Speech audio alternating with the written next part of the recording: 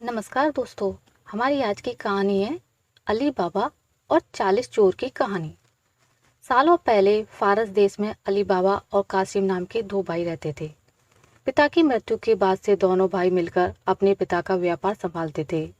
बड़ा भाई कासिम बहुत लालची था।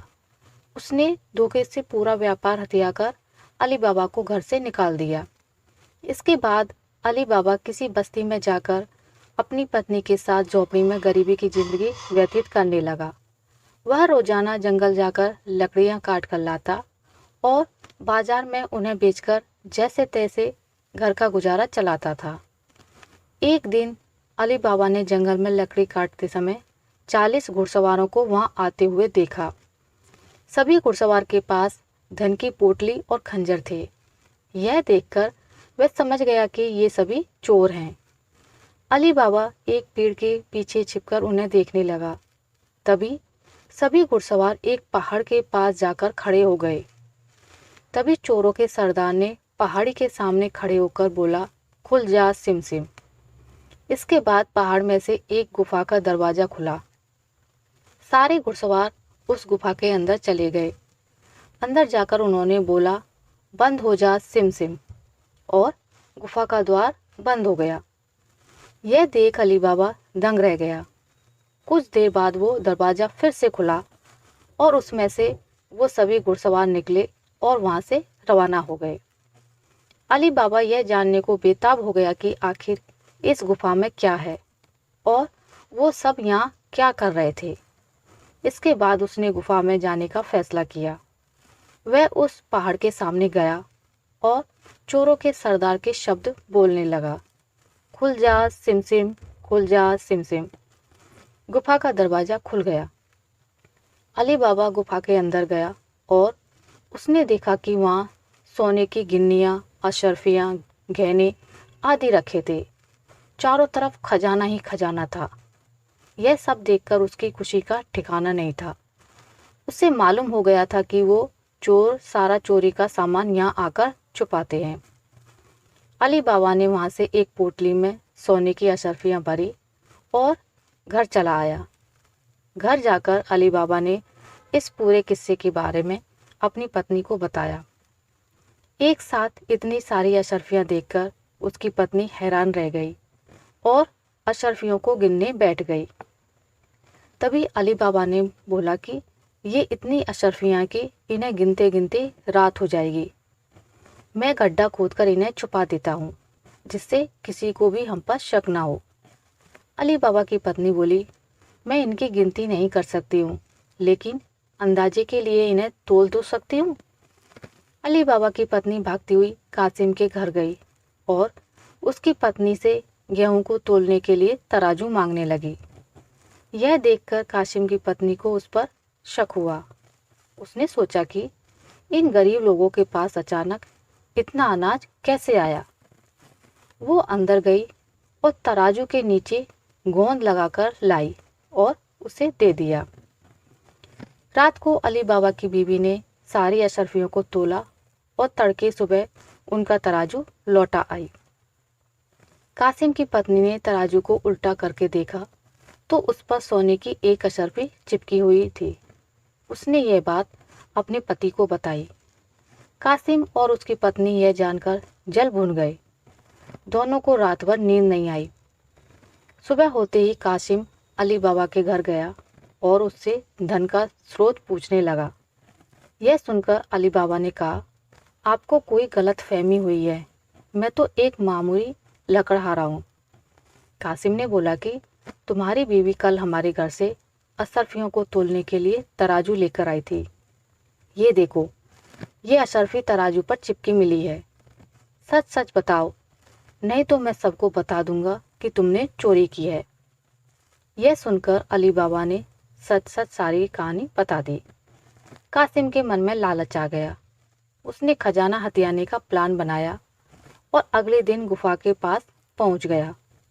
वह अपने साथ एक गधा भी लेकर गया ताकि वह उस पर खजाना लाद कर ला सके। गुफा के सामने पहुंचकर उसने अली बाबा ने जैसे बताया था वैसे ही किया।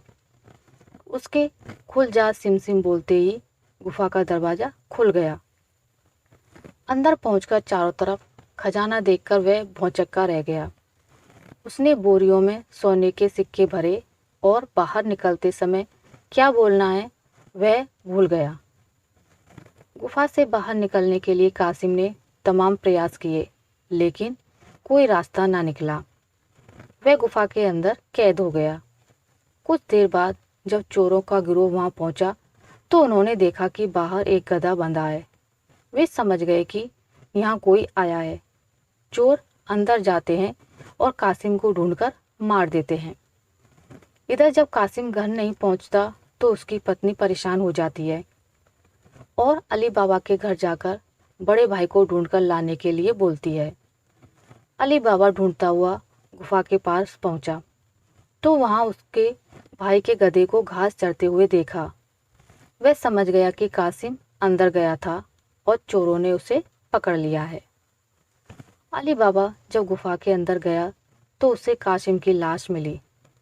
अली बाबा लाश को घर लाता है और बिना किसी को बताए प्राकृतिक मौत घोषित करके उसका अंतिम संस्कार कर देता है। कासिम की पत्नी के कहने पर अली बाबा और उसकी पत्नी कासिम का व्यापार संभालने लगते हैं और उसके साथ रहने लगते हैं। वहीं जब चोर गुफा में आते हैं और कासिम की लाश नहीं देखते तो समझ जाते हैं कि खजाने का राज किसी और को भी पता है।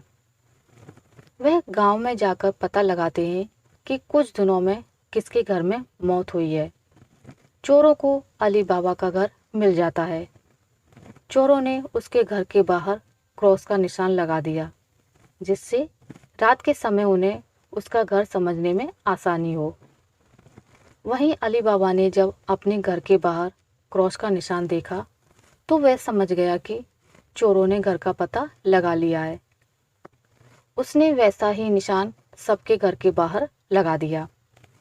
रात में जब चोर आए तो सबके घर पर वैसा निशान बना देखकर दुविधा में पड़ गए और वापस चले गए। चोरों का सरदार चुपचाप बैठने वालों में से नहीं था। उसने उस मोहल्ले में अपने आदमी को भेजकर यह पता लगवाया कि हाल फिलहाल में कौन शख्स वहां अमीर हुआ है। इससे उसे अली बाबा के बारे में पता चला। उसने उसका घर अच्छे से पहचाना और रात के समय में तेल व्यापारी बनकर उसके घर पहुंचा। वह अपने साथ तेल के 40 पीपों को लेकर गया, जिसमें 39 में चोर और एक पीपा में तेल था। उसने सोचा कि रात में जब सब सो जाएंगे तो वो सब मिलकर अली बाबा को मार देंगे। उसने अली बाबा से दोस्ती की और रात को उसके घर पर ठहरने की इजाज़त मांगी।